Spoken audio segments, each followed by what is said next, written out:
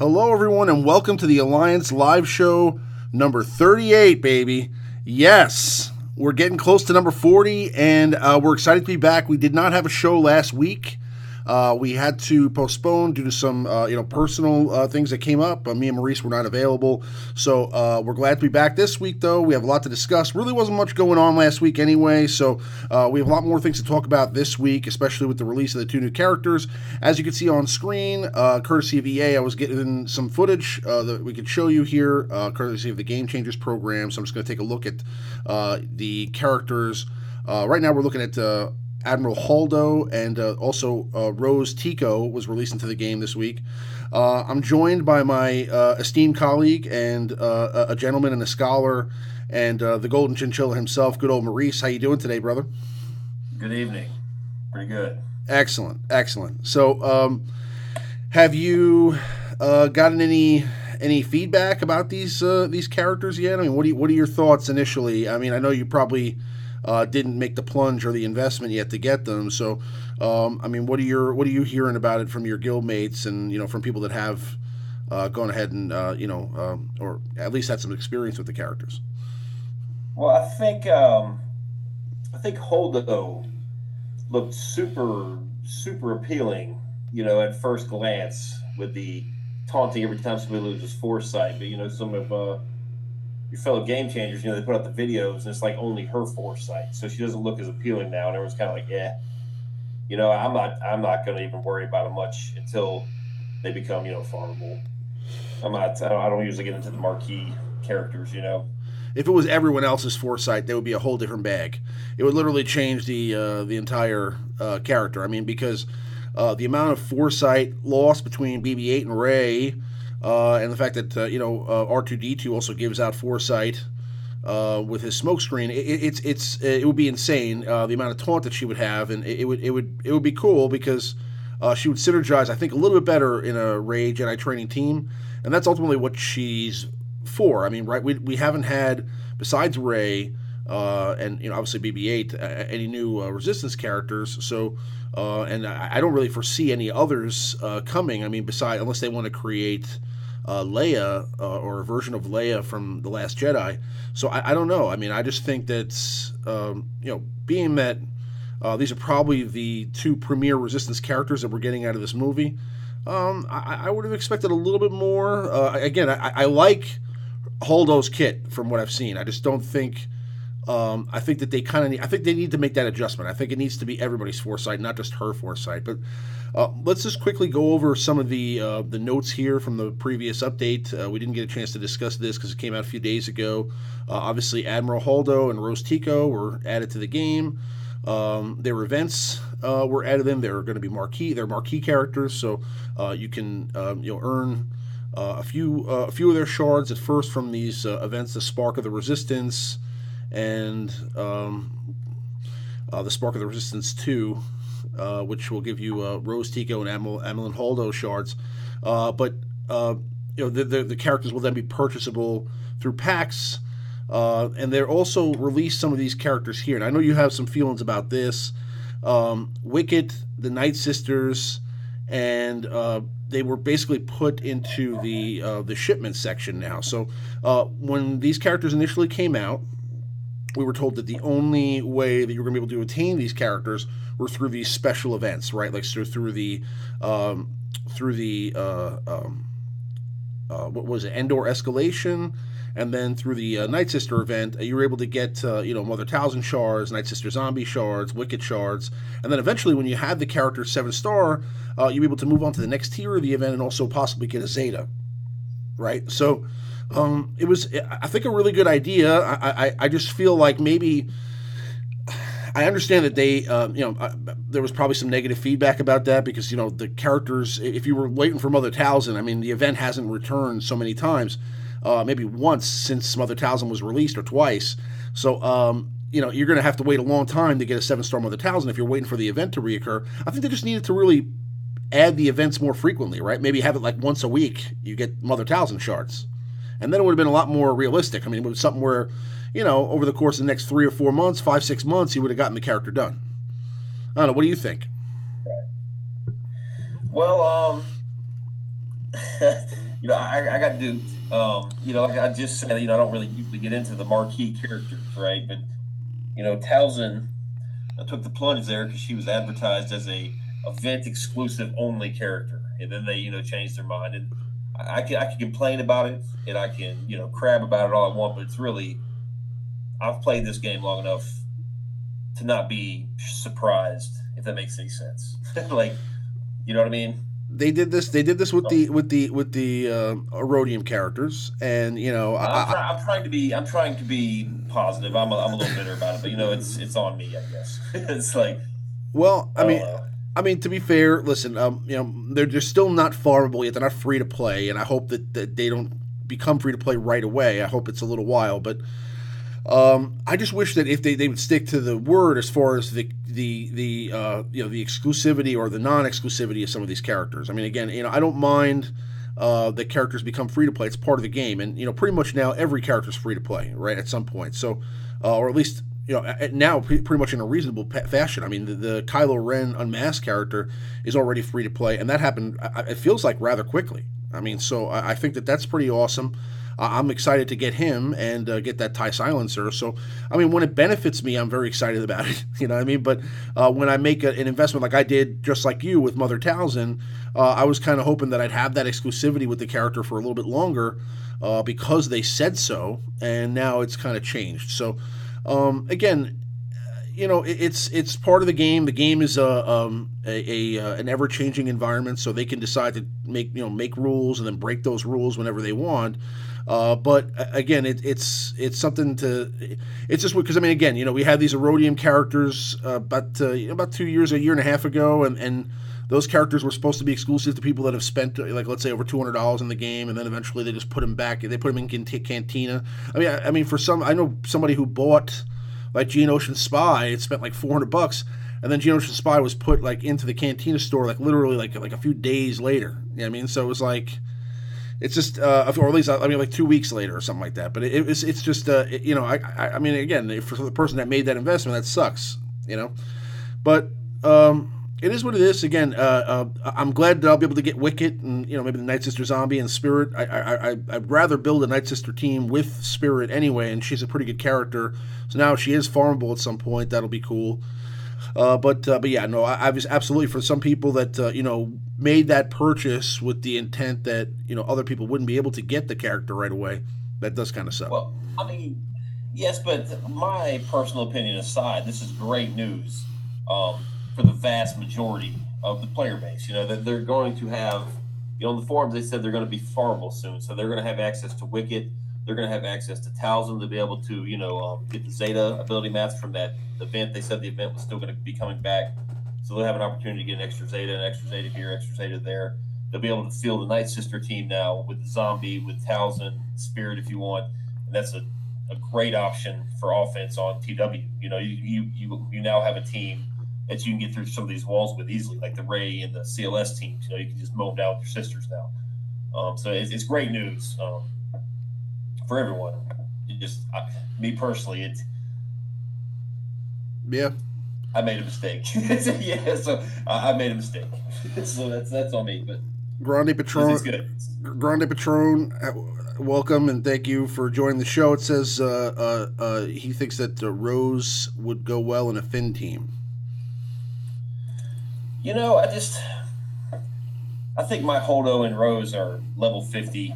Just so I put some mods on them in like year 4 or 5. I haven't really dove in. Well, but everyone's kind of down on Rose, and I do think there's something we're missing. I think she's going to be a little better than people initially think. There is a lot of negative. She's going to be a complementary piece. She's not going to be a make or break your team character, but I think they have 10 resistance characters total in the game now, so that's 2 full teams. Which is pretty cool. There is a lot of negativity about the characters. I got to say from the offset, but.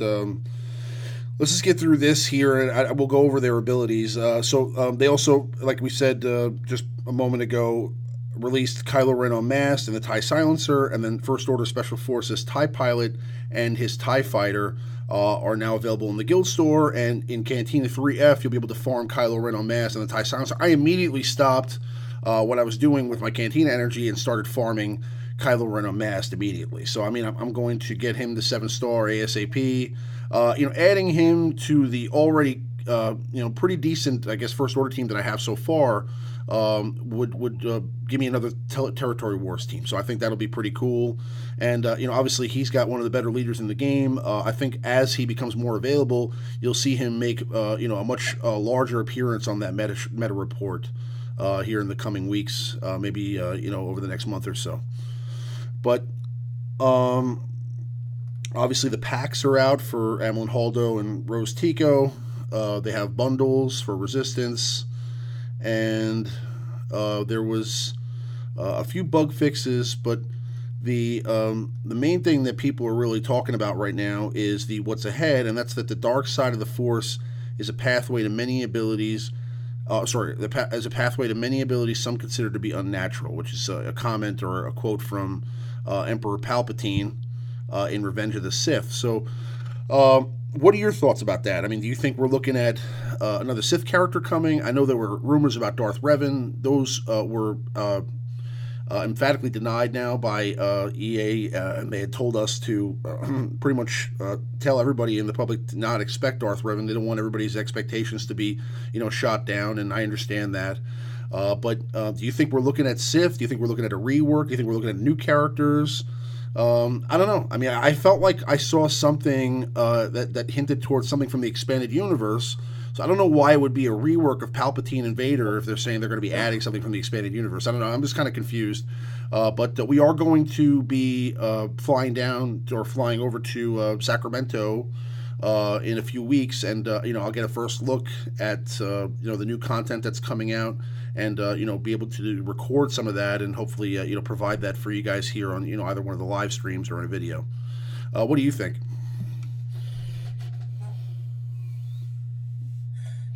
All right, let's see what you got. Maurice, what do you think? I'm sorry, I was keeping up with the chat. Okay, so what are your thoughts about the what's ahead? The dark side of the Force is a pathway to many abilities. I'm sorry, yeah. What do you think we're getting out of that? The rumors about Revan, everyone, there was rumors they was coming, so everyone was kind of getting their Nihilus and their Sith Trooper and their Assassin ready just in case, So, I mean, maybe if they were to do Revan, I guess we're missing maybe a couple characters that make sense to complete like a legendary event Sith team, maybe. So they could be like some new Sith, like you mentioned. Popular choice is Palpatine rework. Maybe with the Palpatine rework, they release, another kind of generic complementary character or two to go along with it. The Sith already got a rework. I find it real hard to believe they would rework a faction that's already been reworked when they have somebody they've never even touched. Right.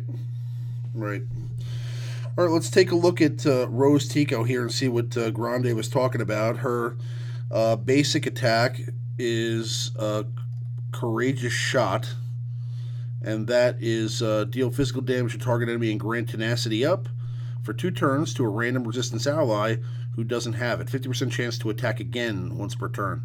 So tenacity up for 2 turns to a random resistance ally, and has a chance to double tap. That's pretty cool. Her special attack is a Dauntless Bravery, which is a 5-turn cooldown. Resistance allies gain defense up for 2 turns. For each resistance ally, remove 8% turn meter from target enemy. Rose Tico gains 10% turn meter for each resistance ally and each first order enemy. This attack cannot be evaded. Yeah, I mean, I could see how, she has a little bit of a synergy with Finn, but I mean, again, just looking at that, I mean, it seems very specific. I mean, you're really not going to get the max benefit out of that unless you're facing a first order team, and there just aren't that many first order teams right now. But again, that could change over time. If we look at a couple weeks from now and they add, let's say, for example, Supreme Leader Snoke or somebody like that. I mean, we could easily be looking at a first order meta here in a few weeks or a few months. I mean, especially now that Kylo Ren Unmasked is going to be is available to the masses. So, we'll have to wait and see. But definitely interesting. So, her second special attack is Shock Prod Strike, which is deals special damage to target enemy and inflicts stun for 1 turn. Once this stun expires, the target is dazed for 2 turns, which can't be evaded or resisted. I mean, she doesn't inflict an expose anywhere, right? Well, I don't think in her kit, but what's kind of interesting about her is if you put her in with a Jedi training Rey, she can pop and expose on a character crit, land another expose, then immediately pop it. I mean, I haven't tested her, I haven't really run her, but I mean, on paper, that's how the mechanic should work. I don't know if that's how it does work, but that adds some interesting elements to it because you give turn meter, I think, and you take away turn meter from any other character that's exposed. So, it's you can get when she double taps, it could be interesting under a Rey. Well, her kit, it really doesn't she gets do much for me. She gets a benefit from expose. Her unique is Valiant Spirit, and that's she gains 10% offense for each exposed enemy. When another resistance ally scores a critical hit, Rose Tico gains 10% turn meter.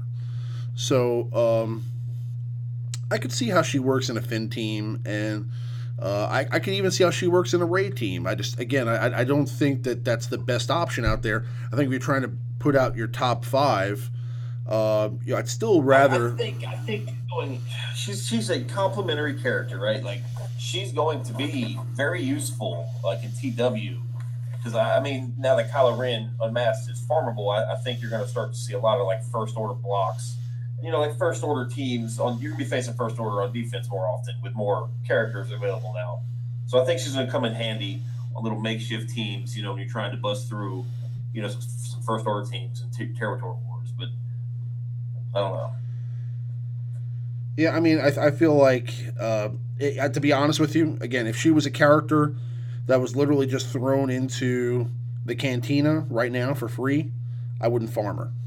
I'd still be farming Kylo Ren Unmasked. So I mean, again, and I'm running a Jedi Rey training team in Arena. So I mean, again, I don't think that she makes such a big difference to that Resistance team where she's a must-have. I think Holdo has much more merit there. But again, it's I feel like all these characters will eventually have some sort of purpose or some sort of need. We're going to need them for either an event or something. I mean, who knows? We may need Rose Tico to get Snoke in 2 months. You know what I mean? And that may be that is realistic. Yes. You know what I mean? Like her being mandatory for something. Absolutely, I could definitely see that. And if that's the case, then we'll all be swallowing our words right now. And I wish she was in the Cantina store because we'll probably have 2 days to farm her before that event comes out. So I mean, we'll have to see. But moving along, we have Amilyn Holdo's kit here, and just kind of going over that. She's a tank, which obviously with her taunt is pretty cool. Her basic attack is Measured Shot, which is deal physical damage to target enemy, and the least healthy other resistance ally gains Foresight for 2 turns. When this Foresight expires, that ally recovers 10% health. And then she has a special attack, which is an area of effect attack. This deal special damage to all enemies and inflict daze for 2 turns. Inflict defense down and evasion down on the primary targets for 2 turns. So AoE daze is pretty cool too. And then she also taunts, which just adds to her her benefit as well. I mean, with the taunt on a resistance team, she'd have to then replace probably somebody like maybe Old Ben or General Kenobi, depending on who you're running with that team, or if you're running Poe. But her second special is Reprieve, which is dispel all debuffs on target other ally, then recover 40% health and 20% protection. Now, this is where her taunt comes into play, and it's her unique, which is Quiet Confidence. And this is her Zeta, which is when another resistance ally loses Foresight, Amilyn Holdo gains Taunt for 1 turn and recovers 10% health.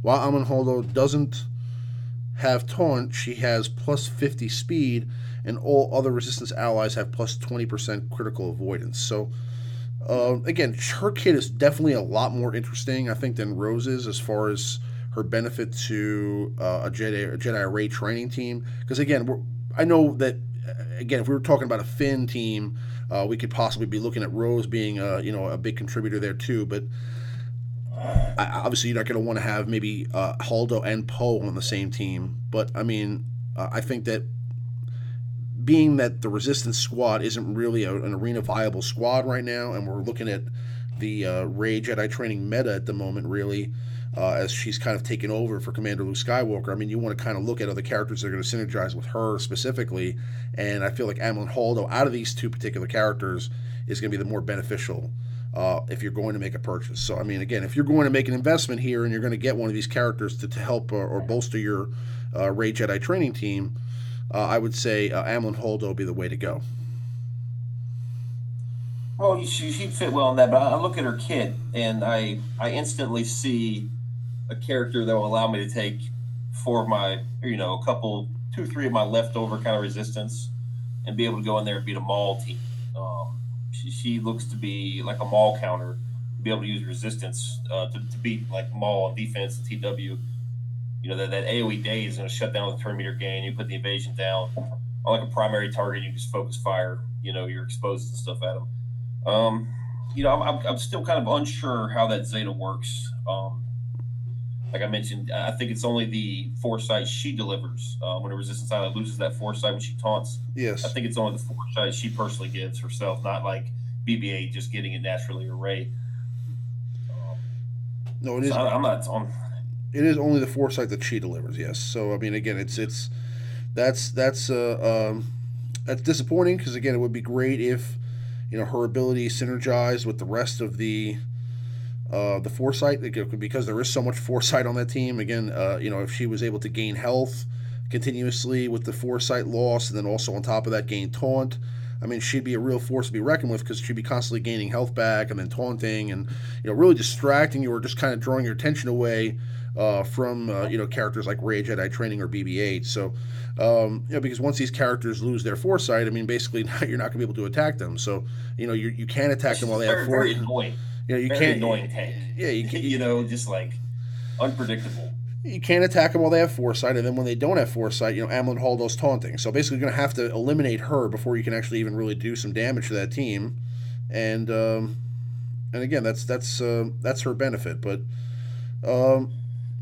I feel like again, she definitely has a place. I feel like I could definitely see her being an interesting character to add to a Rey Jedi training team, but would I spend money to do that right now? Me personally, no. So, I mean, again, I feel like if I had to make a call on that right now, that would be the call I make. But again, because of the way the cadence is working with these characters now, and that they're saying that even Wicked and all these other characters are free to play, I mean, you might as well wait anyway because these characters are going to come out in a couple of weeks. So, you'll be able to get. Both these characters are decent characters. I mean, they're serviceable, faction-based characters, and they're going to be useful.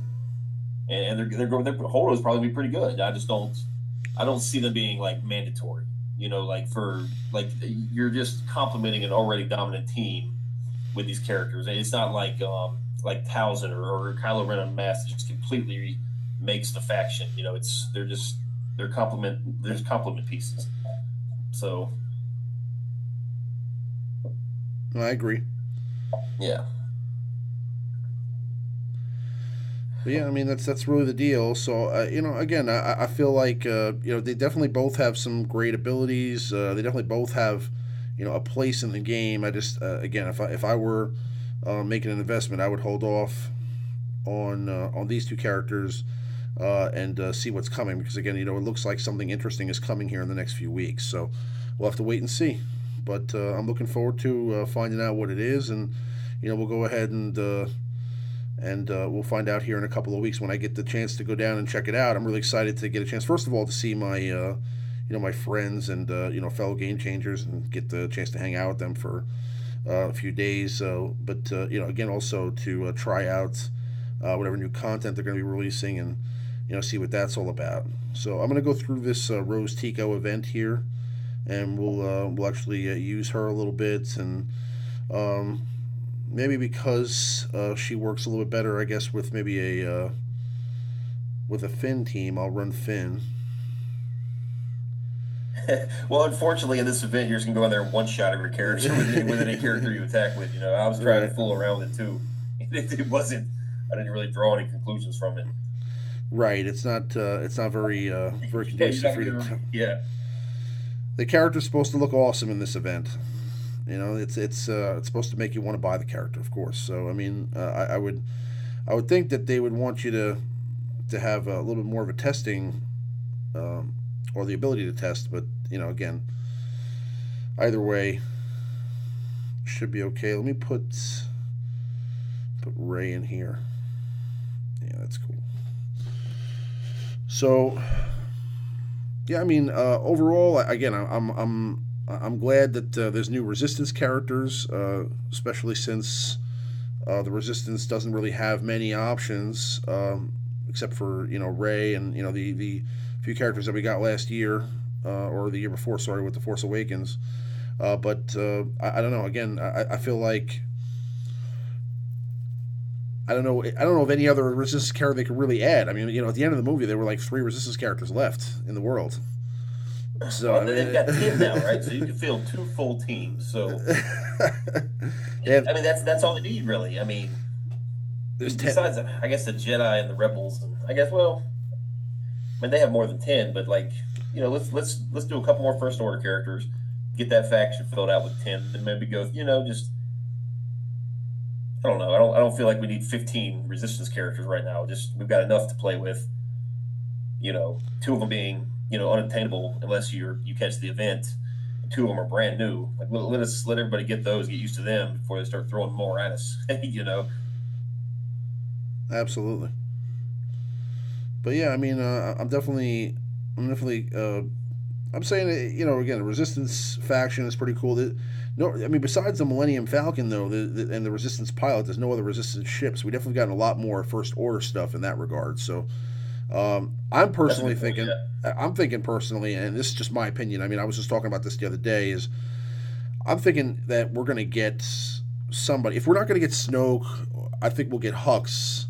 And I think we're getting a First Order capital ship. Because, I mean, why add the First Order Special Forces TIE Fighter and Kylo Ren's TIE Silencer, and then we have Kylo Ren's Command Shuttle, and we have First Order TIE Pilot, and we have enough ships to run almost a full First Order fleet, right? And, the only thing we're missing, really, would be that command ship, or that capital ship, sorry, that gives the Resistance, the First Order some sort of synergy, because you're not going to be able to run them, or not going to get really much benefit of running them with an Empire leader. So I'm hoping that we get maybe Snoke and the Supremacy or something like that. That'd be really cool.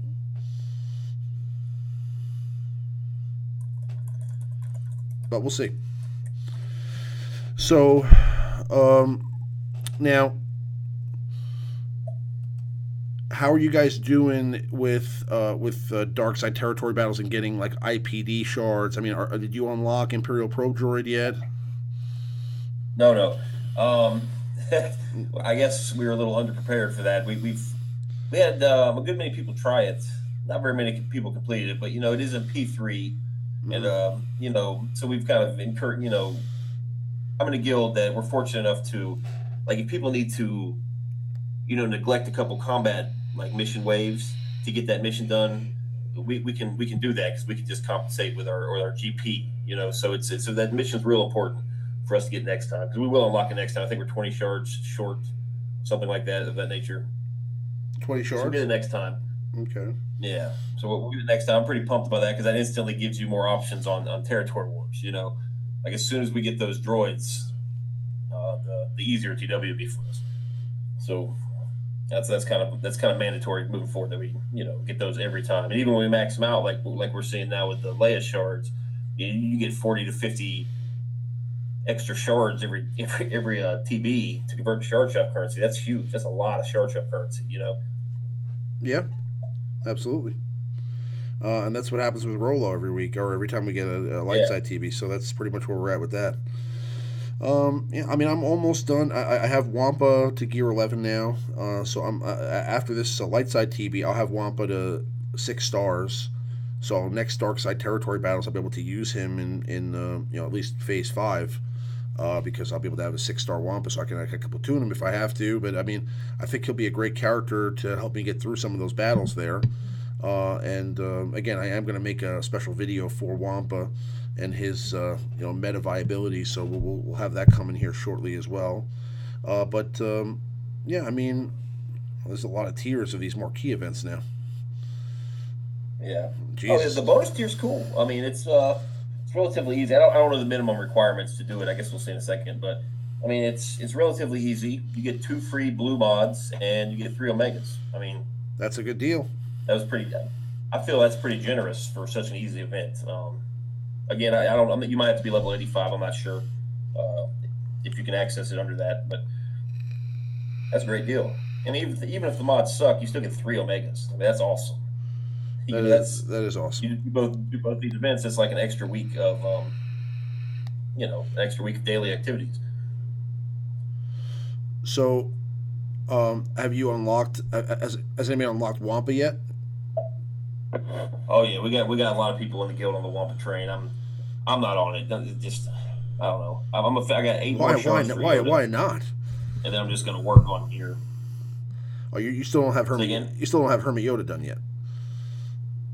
No, I've got 8 more. I took a big break from pulling Yoda to get all those med packs for the Night Sisters, and that took a while. Okay. But I've got 8 more shards for him. How's your Night? I'm just going to do some more gear. How's your Night Sister squad holding up now? How are they? Mm-hmm. Oh, good. Yeah. Unaffected. Just hanging in there every day. So, another thing to discuss is kind of the territory wars. Now, have you guys been winning all your territory wars? Are you guys tying, or how's that going?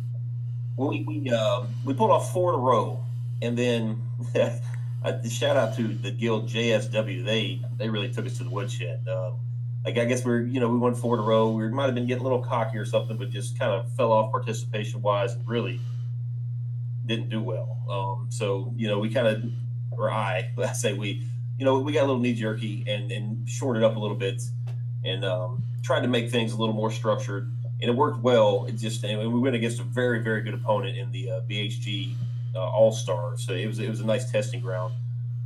We came up a little short, but I think we made big strides like moving forward because we're right on the cusp of advancing tiers, so we really got to tighten up if we want to do well the next tier. So I think I'm feeling real good about the next couple TWs and our how we're going to do. How you guys doing on yours? Pretty good. Actually, we still haven't. We've only lost one time, and that was against the Team Instinct. What's their main team called? Bravo? Oh, I'm not sure. I think it's Bravo, and that their main alliance. We lost the first ever territory wars, but we were pretty unprepared for that. I think if we face them again, I think we'd tie them. But we also tied against BHG Reloaded, and then since then we've won every one. So we've been on a winning streak now, which is pretty cool. But again, a shout out to Grande too and Dark Lords. They did really well. We faced them very recently, and that came down to the end. I mean, again, we won, but it was like a situation where we clear most of the teams that we face, by midnight the day of. I mean, it's pretty fast. But we still had teams that we were fighting up to the end with them. I think even until like maybe a half hour before the event was ended, we still had teams that we had to beat. So it got to the point where we were really using our scraps to finish their last few teams there. So, but it's very challenging sometimes. I mean, again, depending on the wall they put up, and depending on how many defensive teams you throw out there. I mean, especially like right now. I mean, I'm using 4 different or 5 different defensive teams sometimes. So sometimes it's tough to string together teams that are good enough to take down meta teams. You got to kind of go in and piecemeal it. Kind of take out half the squad and then come in there with another squad and take out the other half. And to do that, you got to be really careful about what squads you put out there, because you can also get totally obliterated. You go out there and you just throw a squad out there, and CLS just comes out and just destroys your whole team, and that can happen. I mean, because again, some of these teams are that you're not putting on defense. There's a reason for that, and it's because they're not necessarily able to take out some of these top teams. I don't necessarily have a Gear 12 Mob Enforcer or a Gear 12 Gear 12 lower end of my roster basically to take out some of these characters. Because if you had, let's say, really well developed low end of your roster, you could use some of those guys to do some real damage. You know what I mean? But I don't really have that, so. But still fun. Nor should you. No, I don't need that. But it's cool. Yeah, I have fun trying to figure out squads. It's kind of like, it almost reminds me of tournaments in that respect. And I'm trying to find out squads that I can use to beat teams without having to use too much currency. So for example, like in the tournaments where you were trying to use like some of your weaker squads to beat teams at first, you're doing that here too. So I'm going in there with makeshift squads using like a Boba Fett lead, and then I'll put like some other characters behind there, like maybe Grand Moff Tarkin or something, whoever I can use, and just try to build up enough offense. What I've been doing a lot is using Boba Fett lead and throwing Tarkin in there, and then having Tarkin just use his basic, throughout the battle, and then just trying to bang out like a nice big area of effect attack at the end to take him out. Because if it keeps his offense keeps stacking. So yeah, it's pretty cool. I don't know. I never liked him much. I guess I don't know how to use him. Again, his area of effect becomes pretty awesome because it can do a lot of damage if you save it up correctly, and you want to just make sure that. You want to just make sure that you have, you don't use it. You don't use his attack until the end, until like right before he's about to die, because you can pretty much take out the remainder of that team sometimes with Tarkin. So pretty cool. But yeah, again, Territory Wars has been a lot of fun. So I mean, I'm hoping that they add more game content like that.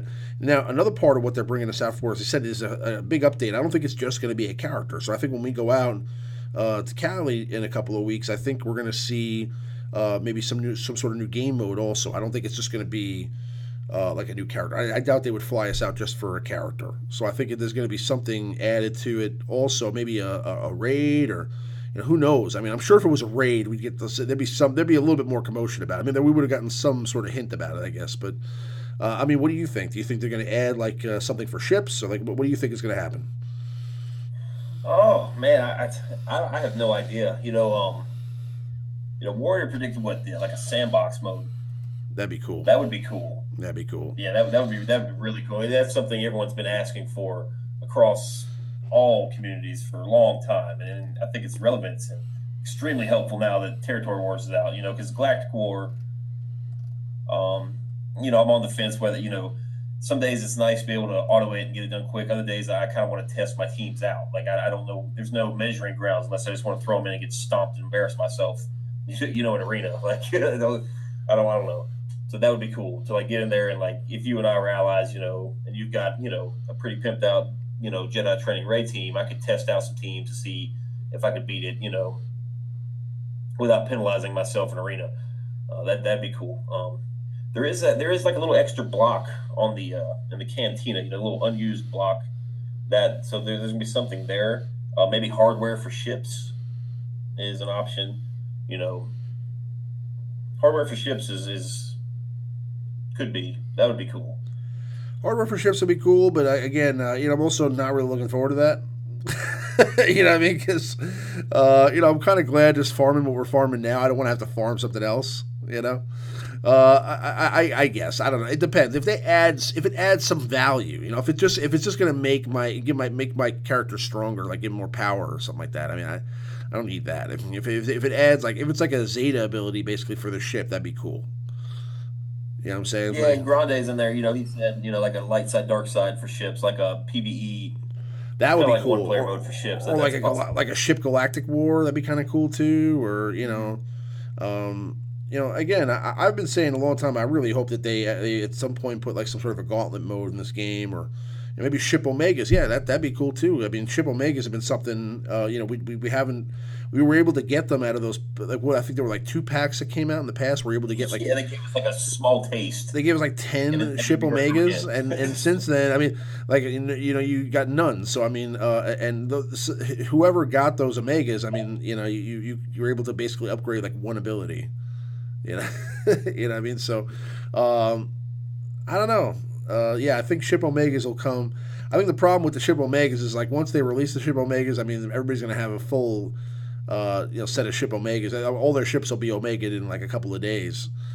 They'll have to draw out like how you get those Omegas, because if it comes in like some sort of an event, or if it comes in some sort of like a some sort of a challenge, you'll be able to get them probably relatively fast. So, and there's not that many ships in the game. I think we were talking about this earlier. How many ships are there? Like 20 or 26?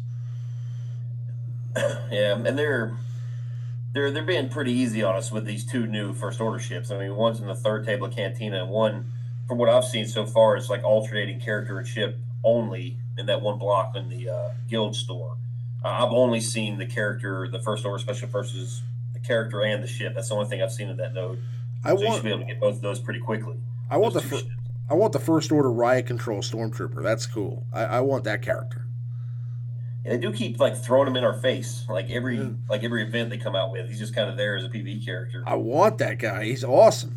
Grande says 28 ships. So, yeah, I mean 28 ships. Again, hardware could be coming. I would definitely imagine they have to explain that at some point. I mean, we've been asking about hardware for over a year now, so I'm sure it'll be coming sooner rather than later. But again, it's I don't know. I hope it's not. Awesome. I hope it's not.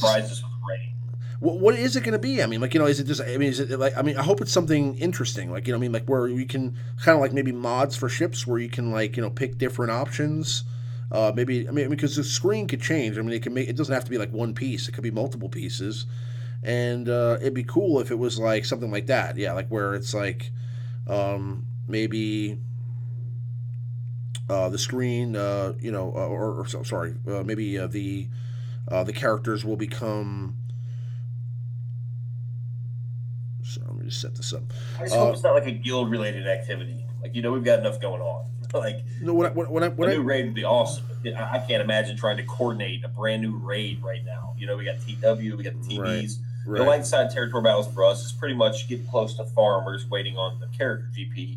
But, we've got dark side territory battles. We got a lot of work to do there. Territory wars. God, I can't imagine trying to plan and organize a brand new raid. No, definitely. But what I'm saying is with the hardware, if it's just basically like you get one piece of hardware and it makes your ship have a little bit more, GP and that's it, I'm not really interested. I mean, if it's something where like it adds like a new ability to the ship or maybe it's kind of like mods for ships where you can get different pieces, like you can get different types of maybe droids. Maybe you get like a protocol droid or whatever. Maybe you have to get like different types of droids that give you different abilities. Maybe like I said, like some sort of like ship mods that can make your ship faster or slower. That would really kind of make ship arena a lot more interesting. Ships overall would be a lot more interesting with that. So. That would be kind of interesting because more again, interesting, yes, or stressful, yes, because then it just turns into a battle of speed. Because right now it's just everybody's TIE fighter pilot.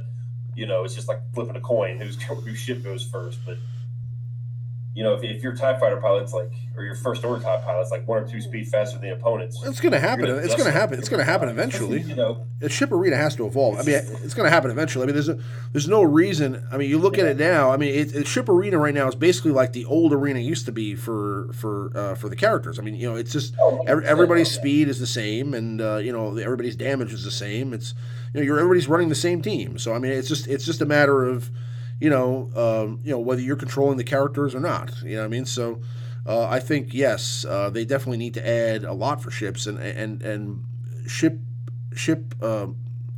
mods or hardware or whatever you want to call it would be, I think, a huge step in the right direction. So we'll have to see. But after we're done with this battle here, we're going to go ahead and go into the meta report. Just want to get these challenges done before they dissipate or disappear and the time expires. Wanted to save these events for you guys on the stream so you guys got a chance to see me get Holdo and Tico as really enticing that was to watch. Super excited. I'm sure you guys are like, on the edge of your seats there, just watching me get Tico shards. But let me just finish this one too. This one should be faster because it's easy. But just to add, one more topic here that I wanted to discuss. Also, it's kind of going in the same direction that you were going in before. Yeah, if they add a new game mode that really is more time consuming or adds a lot more for us to do, that might be not really well received. Again, because we're in a situation now where we have a lot of stuff going on. We have Galactic War we have to do every day. You have Arena you have to do every day. You have Ship Arena you have to do every day. Every week we're doing territory wars, territory battles.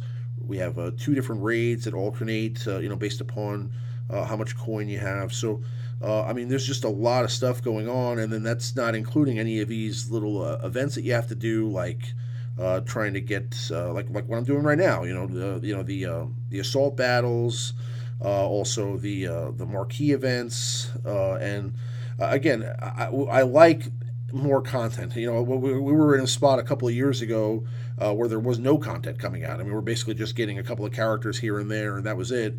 So, the difference in the game now versus then is tremendous. I love the fact that there's so much stuff going on now, but it also has to be looked at that eventually you get to a point where, we can't just keep doing all this stuff. So, or you can't just keep adding stuff. You have to make without making other stuff simpler, right? So, again, I think that if they're going to add, another raid or maybe like a ship Galactic War, like something that's a daily for ships or just in the game in general, that's something that's going to take up more time. It's going to make you have to play the game longer than you already are, and I think there needs to be some sort of compensation for that somewhere else in the game. So if they're going to add more gameplay there, then they should probably take away some of the things that you have to do elsewhere, like maybe make it easier to get through. Again, Galactic War is super easy right now, but maybe finally give us the ability to sim those Galactic War battles, because it's just a matter of autoing them anyway. If you want to do the practice and go through it, go ahead. If you want to just sim it, go ahead. I have like 15,000 sim tickets that are just going nowhere, so I might as well just slap them on my Galactic War, or let me sell them or something. That'd be cool. I wish they brought back the selling feature. That was a cool option in the beginning of the game when it first came out. Like the amount of credits you got, it really almost wasn't even worth your time to go in there and press the button. It was something silly, like 20 credits for a piece of blue gear. Credits were the crunch back in the day. They didn't give you credits. You had to earn your credits. That's for sure. Oh, look, we're gonna activate Rose Tico. No. And Amilyn Holdo. No. Let me see. Get this done. All right, let's go into the meta report here, and we're going to go ahead and take a look at the top 10 leaders at rank 1. And no surprise here, Ray Jedi Training is sitting at the top of the list here, with CLS right behind her. What is interesting, though, is behind them is Mother Talzin and Asajj Ventress right behind her. So Asajj Ventress has overtaken Rex, General Kenobi, Admiral Akbar, Grand Admiral Thrawn, and then you have General Veers there rounding out the end of the top 10 at rank 9, and Kylo Ren Unmasked, again, who I think is somebody that we're going to be seeing a lot more of. You gotta be kidding me. Anyway, so I think you'll be seeing a lot more of that. But as far as Mother Talzin and Asajj Ventress being there, what do you think about that? You talking about Asajj? Yeah. She is. That's why I use it. It's a strong leadership, man. It is strong. It's but it's that team to really benefit. I don't know, like that leadership ability. You really got to put those Gear 12 pieces on it, because that team becomes amazing with Gear 12 pieces. Mother Talzin, I think, is more of a budget build. The Mother Talzin team can work with undergear and maybe not quite the mods you need for that Asajj Ventress team, but that team is awesome. I don't fall usually out of the top 10 with that team. I'm sure people could beat it, but I don't think it's guaranteed. Like they'd rather go for the 100% victory over the 85th CLS and Jedi Ready training team they play every day than gamble. You know. Yeah. But yeah, no, that's our top 10. Kylo Ren Unmasked is I think going to see some more use here. Yeah, but not much changed. But again, it seems like the more and more people are getting these Night Sister teams together, the more and more we're seeing them in arena. And I think that's not going to stop because that is really one of the best teams on defense that's out there right now. And they're a great team, overall for dark side territory battles and territory wars on defense as well. So, yeah, no surprise there. But let's move on to the top 10 squad members at rank 1. And again, the pie kind of shakes up a little bit. Again, you can see the insertion here of more Night Sisters with old Daka there at the end of the list. But General Kenobi at rank 1, R2-D2 right behind him, with Rey Jedi Training and BB-8 following them. Then you have Grand Admiral Thrawn, CLS, who's fallen way down this list, and Han Solo. And then you have the end there rounded out by the 3 Night Sisters. Mother Talzin, Asajj Ventress, and Old Daka makes the top 10 squad members at rank 1. Isn't that crazy? See, Old Daka's in the top 10 squad members at rank 1. I didn't think we'd see that. I don't think we've seen that since